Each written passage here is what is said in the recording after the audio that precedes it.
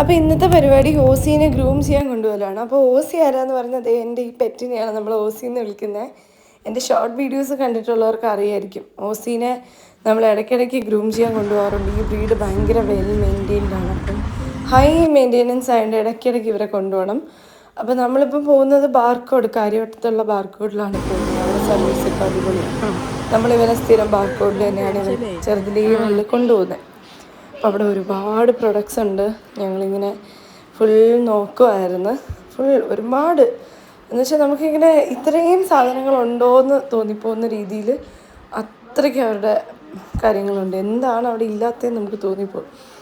എല്ലാം പല സൈസിൽ, പല വിധത്തിൽ, പല ബ്രീഡ്സിനുള്ള എല്ലാ കാര്യങ്ങളും ഉണ്ട്.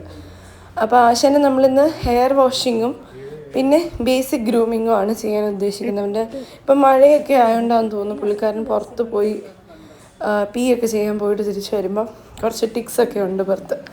അപ്പോൾ അതൊക്കെ ഒന്ന് മാറ്റാനായിട്ട് കൊണ്ടുവന്നതാണ്. ആൾക്ക് ഇഷ്ടമല്ല ഈ ഗ്രൂമിങ്ങും പരിപാടികളും. അവൻ്റെ ദേഹത്താരും ഇങ്ങനെ വലിച്ചും പിടിച്ചുമൊക്കെ തുടങ്ങുന്നതെന്ന് അവന് ഇഷ്ടമല്ല. പിന്നെ ദേഷ്യം വന്ന് കടിച്ച് പിടിച്ച് കിടക്കുന്നതാണ്. ഞങ്ങളായിരുന്നെങ്കിൽ അവൻ എപ്പോഴും കടിച്ചതന്നെ. അവരായതുകൊണ്ട് അവൻ മര്യാദയ്ക്ക് കിടക്കും. അപ്പോൾ അവരിങ്ങനെ ചെക്ക് ചെയ്യുക കേട്ടോ, ടിക്സൊക്കെ ഉണ്ടോ, നെയിലൊക്കെ കട്ട് ചെയ്തൊക്കെ നോക്കണം. ഇതാണ് അവരുടെ വാഷിംഗ് ഏരിയ എന്ന് പറയുന്നത്. ഇവിടെയാണ് അവർ ഗ്രൂം ചെയ്യുന്നതും വാഷ് ചെയ്യുന്നതും ഒക്കെ. അങ്ങനെ നമ്മൾ അവനെ അവിടെ ആക്കിയിട്ട് പിന്നെയും ഈ സൈഡിൽ ഫുൾ പ്രോഡക്ട്സ് വെച്ചിട്ടുണ്ട്. അതെല്ലാം ഇങ്ങനെ കറങ്ങി കാണുമായിരുന്നു. പിന്നെ അവർക്കവിടെ ബോർഡിംഗ് ഒക്കെ ഉണ്ട്.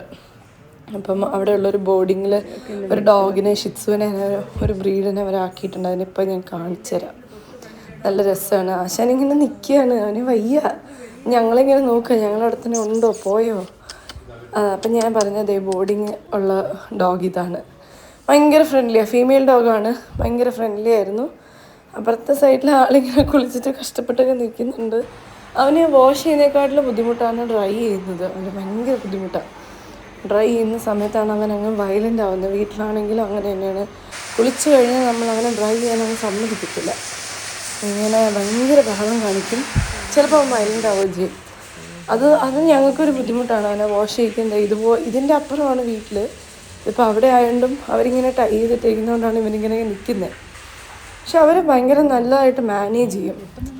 അപ്പോൾ ഇത് അവിടെ ഒരു ആൾ കൊണ്ടുവന്നുകൊണ്ട് അവർക്ക് വഴിയിൽ നിന്ന് കിട്ടിയൊരു സ്ട്രേ ഡോഗാണ്.